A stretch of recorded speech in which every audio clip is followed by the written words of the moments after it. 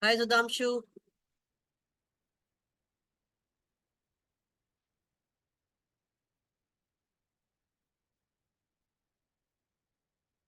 Good evening, ma'am. Good evening. Good evening.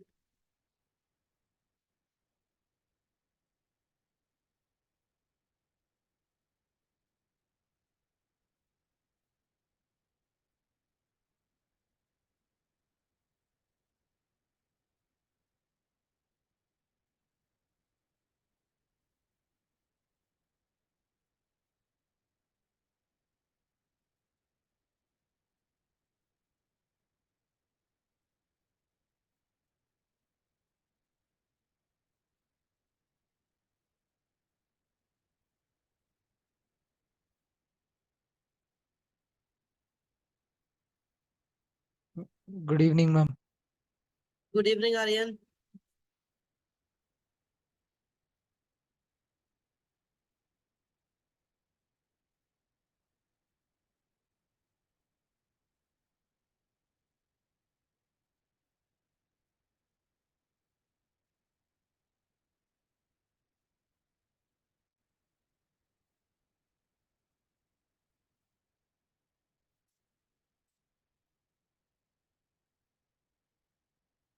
Let's wait for a few minutes for others if there is someone else who's trying to join, and then we will begin.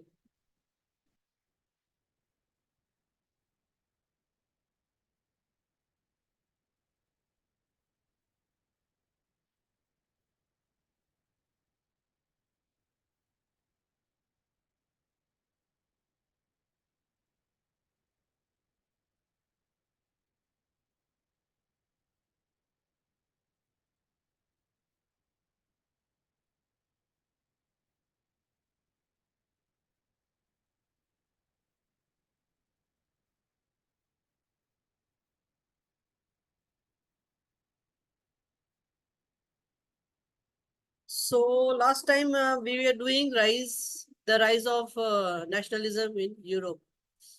All of you read the chapter?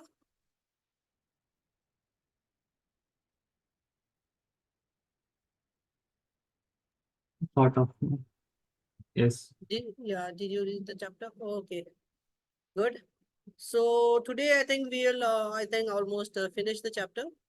And then we will go through the question and answers, and also I will give you some MCQs. I will upload it on WhatsApp so that you can practice. Okay, let's let me share screen with you.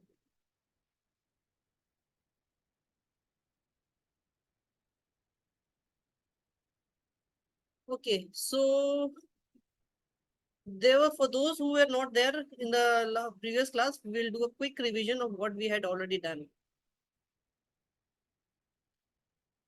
Okay, so the rise of nationalism in Europe. In the beginning of the chapter, we find this painting here, and this painting was made by the French artist Frédéric Sorrieu.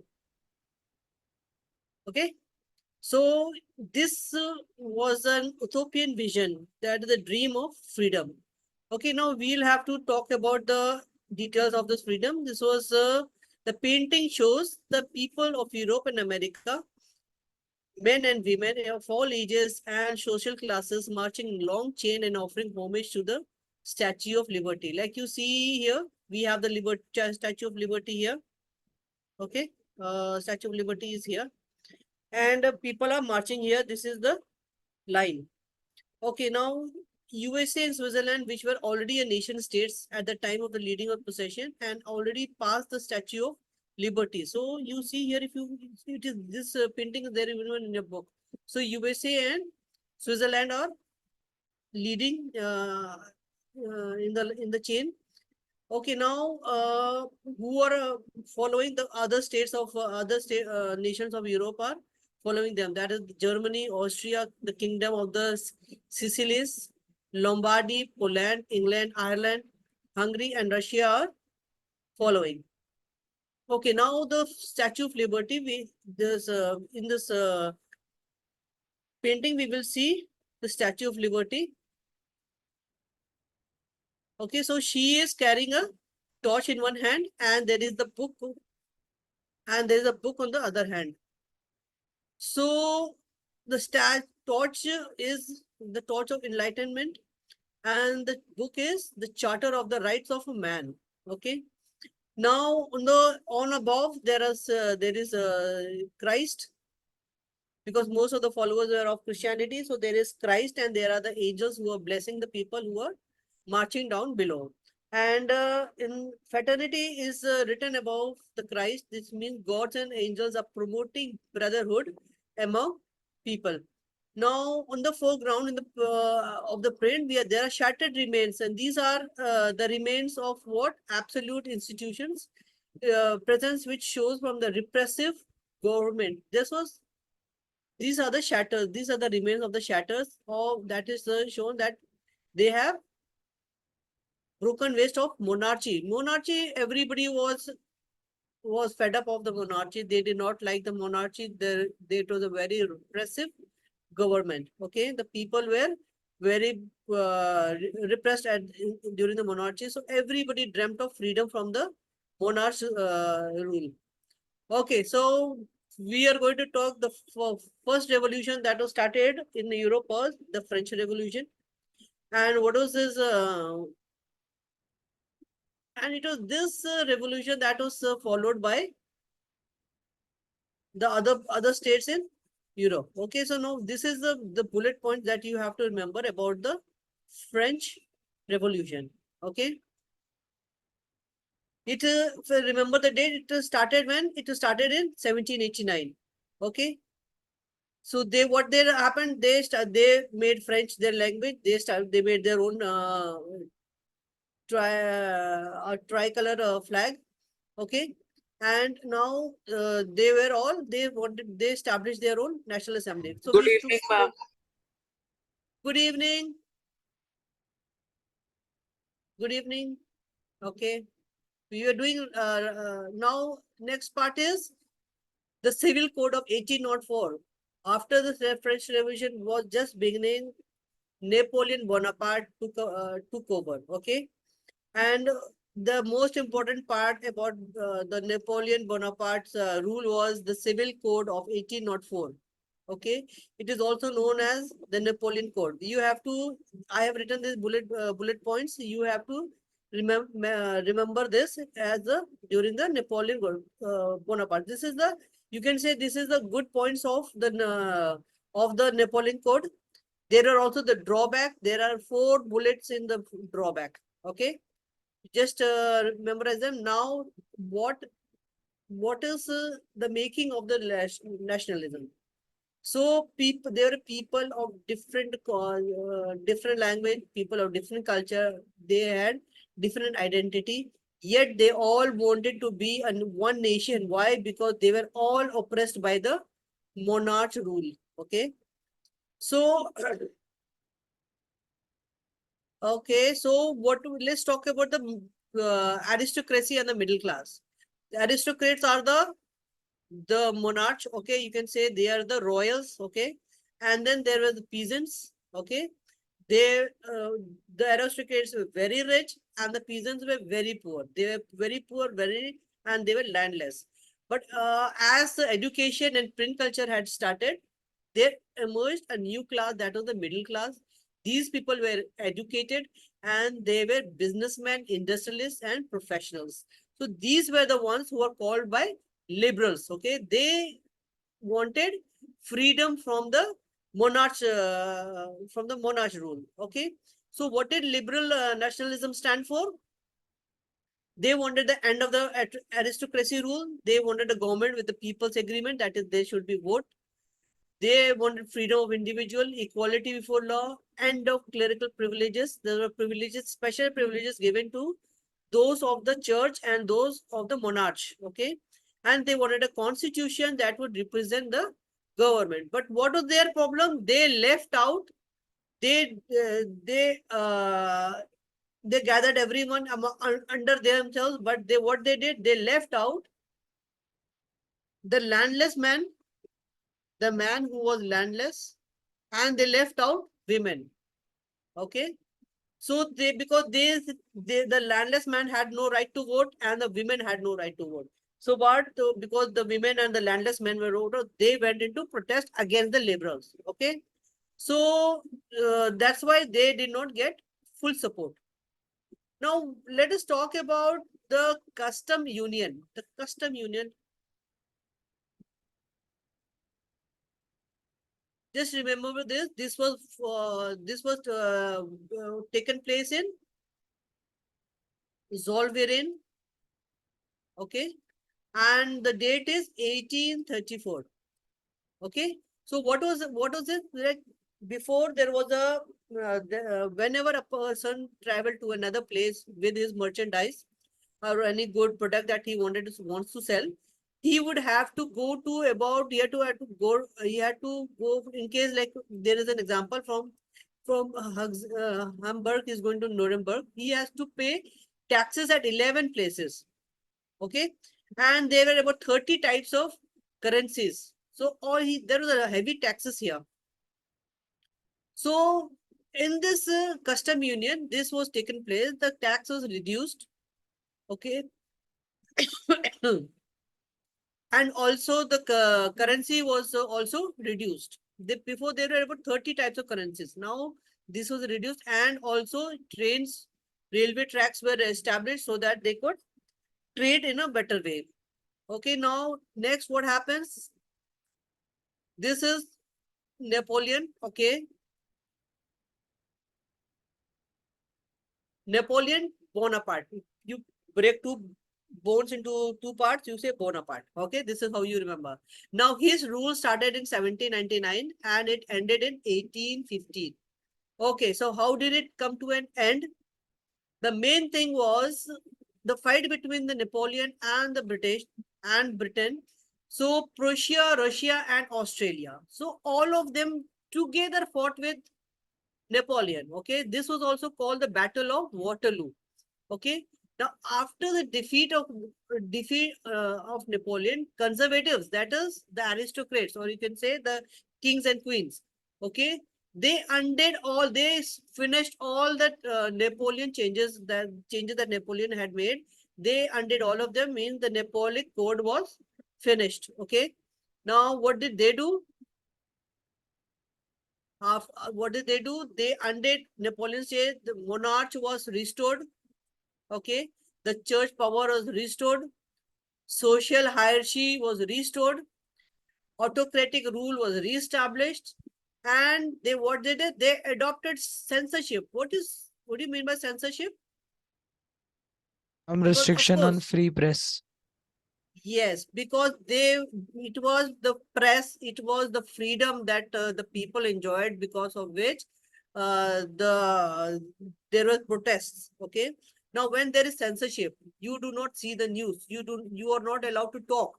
You do not allowed to hold you can say speeches. You're not allowed to make paintings. You're not allowed any source of media. So when this happens, the message is not spread soon. So they did this why? So that they could oppress the people. So all these states were signed in a treaty together, and this treaty was called the Treaty of Vienna in 1815. The Treaty of Vienna. Okay. So now you understand the chronology. Napoleon was gone. The conservatives came back again, or you can say the aristocrats came back again, and they signed this Treaty of Vienna. Okay, so what was this Treaty of Vienna? Bourbon dynasty was restored in French, means the kingdom came back. A series of states that were set up in the boundaries of France to prevent French expansion in future. So they made a boundary type so that nobody could expand in future. So Prussia was given important new territories of its western frontiers. These were the frontiers that Napoleon had won. Okay. Austria got control over the north of Italy, and Russia got Poland. So all of them, they together distributed things among themselves. The sixth point was the confederation of 39 states, which had been set up by Napoleon, was left untouched. It was left just as is it. Whenever you get a question on the Treaty of Vienna, you just remember these 6 points. Okay. I have simplified for it. So for you, so you can, I'll send this notes to you. You'll get to know it. You'll get it in the voice app. Okay. Now revolutionaries. So what does this all this mean? The liberals, they were still there. The educated people, those people who were businessmen, they were still there. But what happened, because the censorship was there, anybody who made a speech would get arrested. So they went underground. Okay, but they were still there, and what they did, they made secret groups. Okay, these groups, they opposed the monarch, and they wanted the end of the autocratic rule, and they wanted freedom. Okay, so one such person, the revolutionary, was Giuseppe Mazzini. You can say he started in Italy. Okay, he was the father of the revolution. Although he did not succeed, he was the one who laid the foundation. So there could be a question on a small note of Giuseppe Mazzini. So he was born in 1807. He was an Italian revolutionary, and he was a member of the secret society of Carbonari, and the founder of the two secret societies, Young Italy and Young Europe. He believed in the unification of Italy.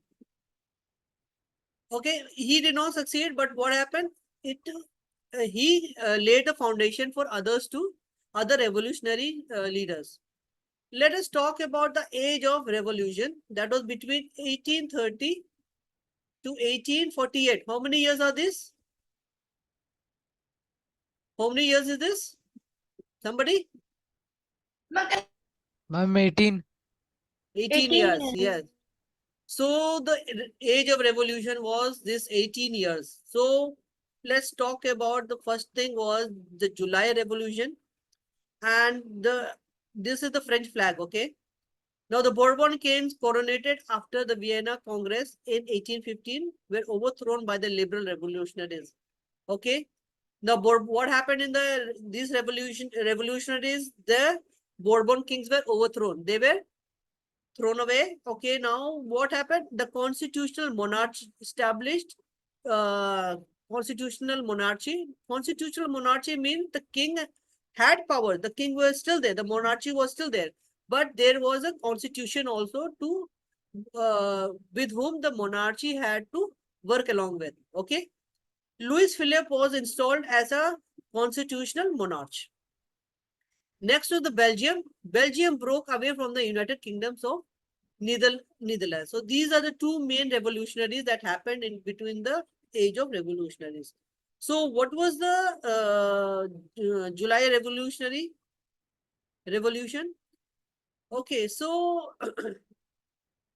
this was a revolution against the autocratic, you can say the monarch, and he fled, leading his cousin Louis Philippe to conquer the throne, and a constitutional monarch was established under his leadership. Okay, who was the monarch then? That was Louis Philippe.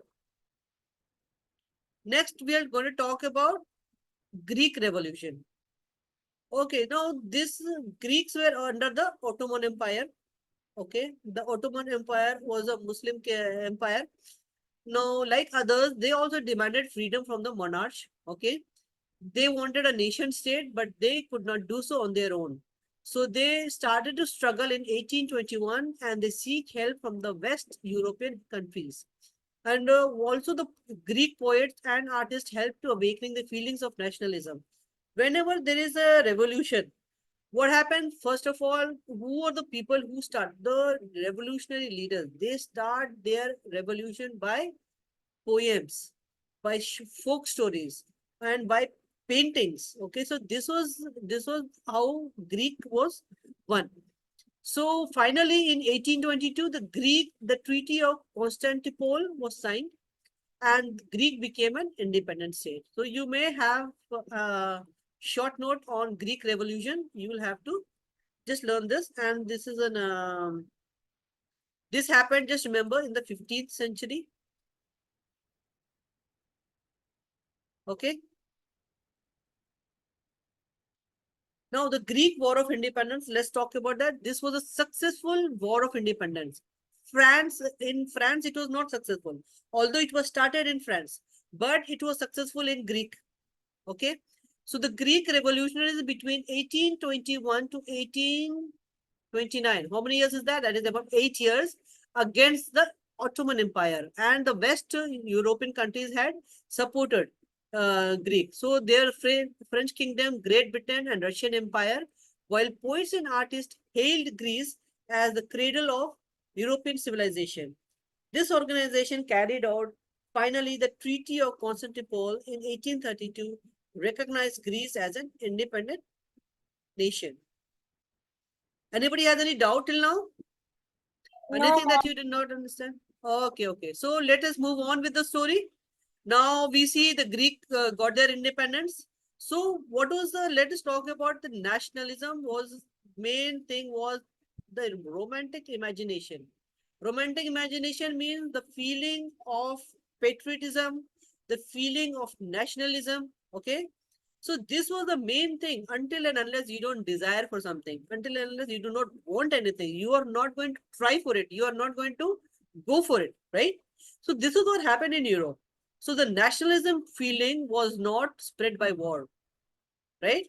You cannot win anything by war. What happened? How do you win it? You win by the desire, the feeling of love. So this was spread by culture. Like now, let's talk about us. We are very happy of our heritage, right? We are very proud of our culture. We are very proud of our heritage. So unless and unless, if there is something that you are embarrassed about, of course, we want to let it go. We want to let go of it. We are not going to talk good of it. So why do we fight for it, right? Now today we are going to fight for India. We are going to fight for our Bharat only because we love it. We have a feeling for it. So nationalism was spread by the feeling of large and by the feeling of just spread by culture, by arousing the feelings of culture. Okay, now there was a need for emotionally connect the people to their nation. People were connected to them. Like we have many patriotic songs. Okay, you can you can give me some example if you want. But this is patriotic songs that was made the people connect to their nation, and this led to the start of romanticism. Okay, now they were very different, many different artists who spread romanticism by the how they did they spread by art, poetry, music, etc. Okay, they made patriotic songs, they made national anthems and all that. Okay, so I have a small here. So romanticism is a cultural movement to develop a particular form of national sentiments, and this was spread by art, poetry, stories, music. So one such romanticism leader was John Gottfried. Okay, just remember his name like that. John Gottfried. Okay, he was a German philosopher. Okay, now Poland. To understand romanticism, Poland was made under the control of Russia. So Poland was, as you must have seen some stories in of the Second World War. Russian controlled Poland. Okay, now the Poland piece spoke about the Polish language. So what did the Russia removed the Polish language and implemented the Russian language. Now let me tell you one thing. For any person, any nation, what is very strong, what is very important? My language. Everybody is very, you can say, we have an ego towards our language. If anybody asks us, don't speak your language, so you are going to revolt against it, right? If I say, you are not allowed to speak your language here, you have to speak my language. So anybody will revolt for it. So this is what happened in Poland. They were not allowed to speak Polish language, although they were all Polish speaking people. So this had offended the Polish people. So in 1831, a revolution was started against this. But the revolution was suppressed by the powerful army of Russia because they were the Russian army was very strong. So, and the priests were imprisoned. Why were they imprisoned? And they were sent to Siberia to die. Siberia was very cold.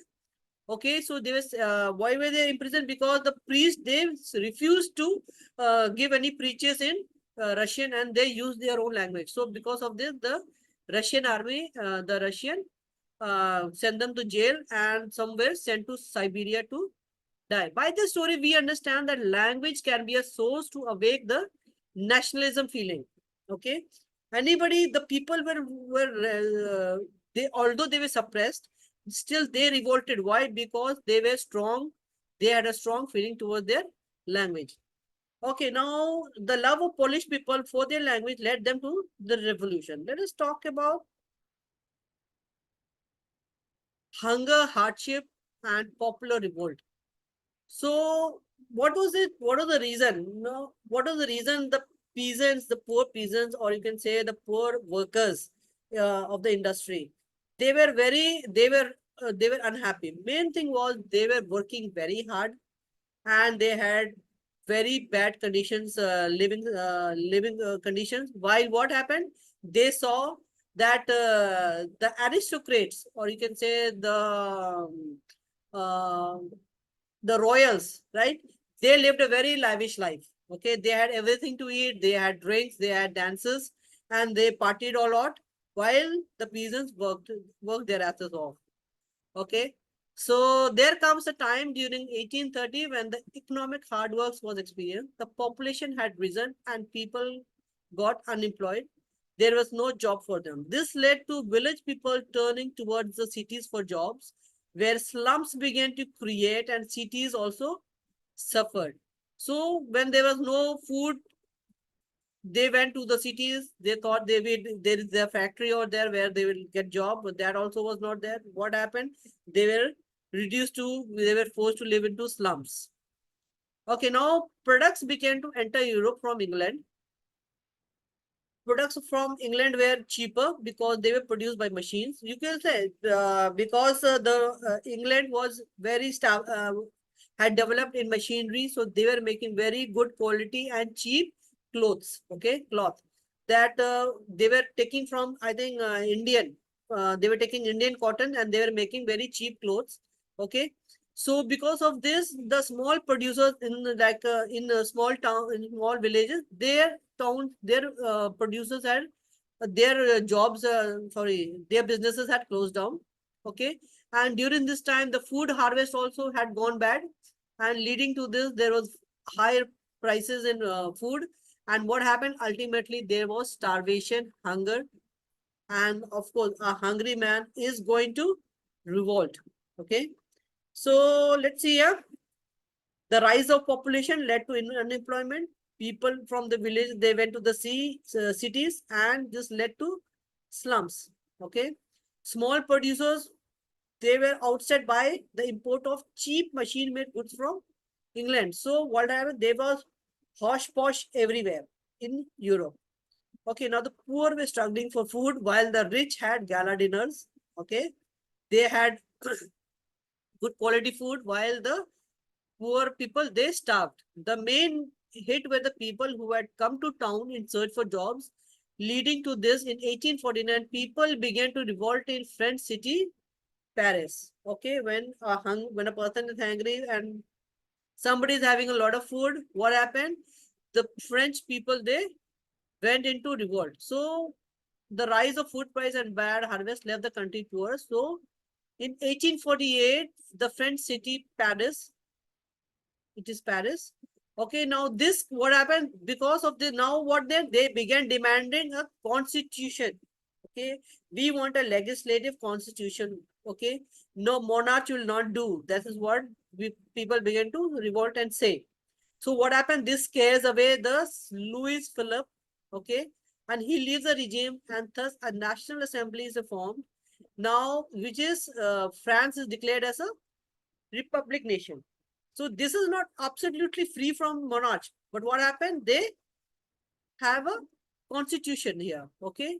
So Louis Philippe ran away and National Assembly was claimed a republic. So what are the changes now? The voting rights were given to all males, okay, above 21, but still the landless man and the women were not given the right to vote. Okay, although women had taken very active part in helping in the revolution. The right to, and there was another thing, the right to vote was guaranteed. Okay. So in 1845, another revolt takes place called the Silesia Revolt, and this happened in Silesia. Silesia is a place, okay. Now, what happened here? What is the revolt here? There were some weavers here who were weaving, okay, and now they revolt against their contractors because he had reduced their wages. Instead of giving them the prices for their weaving, he reduces their payment, okay, and because of this, they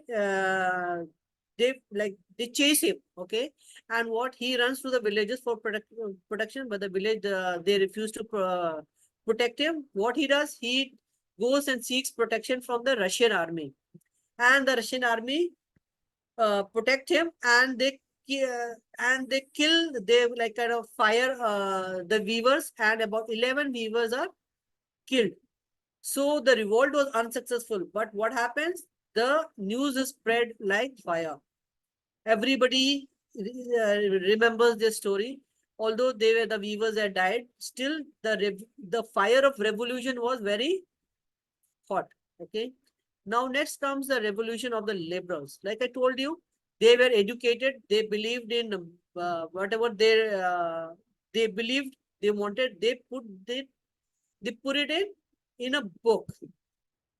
They wrote a constitution. Okay, and they wrote the rules, and they wrote the regulations. Okay. Okay. So what happened? Still, what there was the problem with them also. They left out the landless men,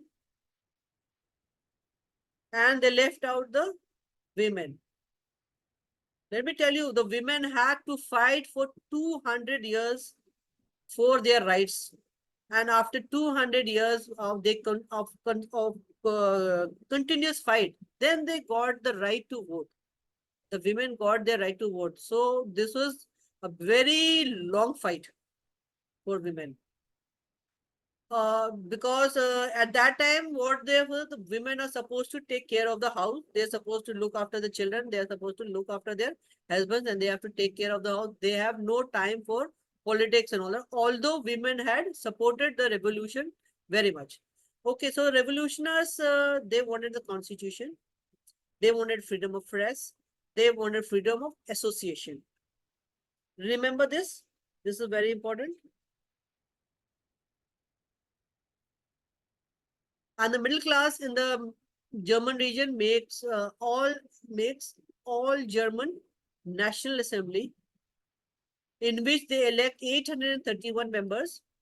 And on May 1848, all of these they collect together in a church in Frankfurt by the name of St. Paul. Okay, and this was also called the Frankfurt Parliament. You can have a small, there might be a question about Frankfurt Parliament. Why they collected there? Because there was no place over there, so they collected in a church. Okay. Germany didn't have, because Germany didn't have a parliament, so they made a church, a parliament. Okay, so all the 831 members were there. They drafted a constitution.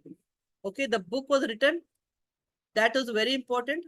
The constitution of the German nation, but there was still a problem. All the 831 people, they belonged to the middle class, and they ignored the workers and the artisans. Okay, they were all educated and not very well off, but they were well off. Okay, so they gave no value to women. They gave no value to the poor workers and the artisans who were landless. Their demands were not being considered. Okay, and because of this, they lost the support of the women. They lost the support of the artisans and the workers. Okay, so our workers and artisans take back their support, and this weakens the fight for the constitution. Yet they take forward their idea of constitution to the king of Prussia. So what the liberals went where? They went to the king of Prussia, that is Frederick William IV. And at that time, Germany was a region, and so they approached the king of Prussia.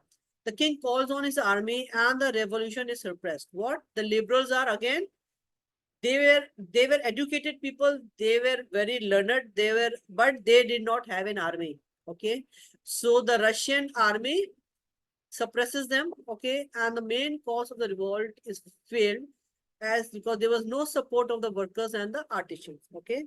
So they thought, so because they left out all these, they were suppressed. So still they did not they did not leave hope. Okay. But the monarchs now understood that they cannot suppress the liberals for long.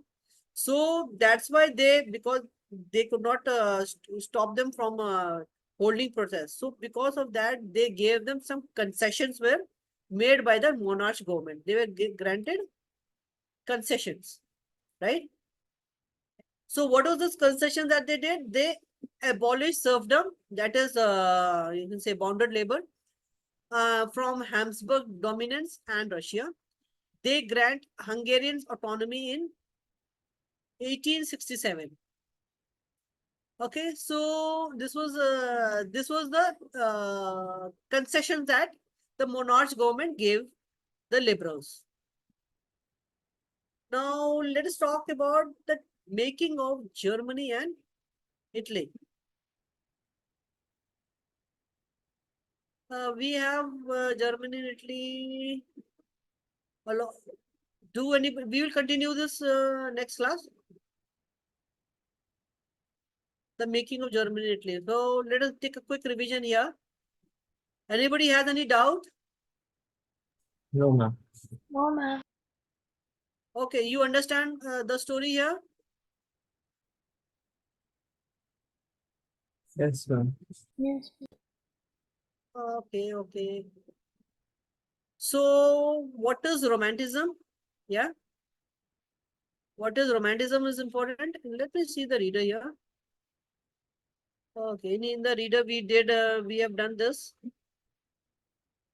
We did the painting. Okay, the French Revolution and the idea of the nation. Okay, so you should understand, like we have, now we have countries, many countries are there in Europe. This is the present state, and in the olden state, that time they were small kingdoms and small territories were there. Okay, monarchy was there.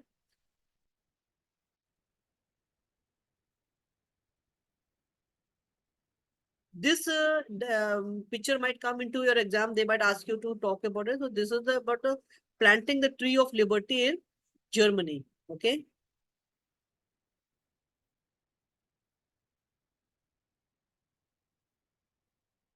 Aristocracies and what did liberals nationalism stand for? We have done this. Okay. The war of Waterloo.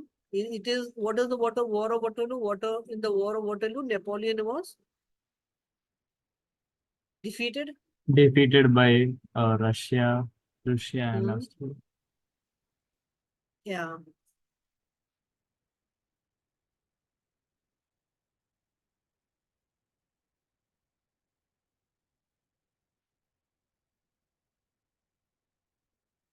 How many states? Britain, Prussia, Russia, Austria. All these four together, they joined hands and they defeated Napoleon. Napoleon was all alone. Okay. Now, as Napoleon was defeated, all the Napoleonic Code was undone. Okay. And they signed the Treaty of Vienna. You can, and what happened? As because of the Treaty of Vienna, the liberals went underground and they formed secret groups. One secret group was formed by what revolutionary was Giuseppe Mazzini. He's a very important person. You should take a small note of it. And then after gradually what started the revolution, the age of revolution was started. That took about 18 years. We have the July Revolution. Okay, and then we have the Greek Revolution. That was very successful at that period. And what was how was they successful? Successful. That was because of the romantic imagination. So, what is romanticism? It was the cultural movement to develop a particular form of national sentiments into the people. So, this was encouraged by arts, poetry, stories, music. Okay. So just do one thing, do a quick reading so that it will be easier for you all to understand. I will put up the discussion that this discussion and also I will put up the notes on WhatsApp, and please refer to it. And if anybody has missed the class last time, you can go back to the video that we have done on. I have covered most of the chapter here in this video. Also, we will finalize the rise of the rise of nationalism in Europe in the next class.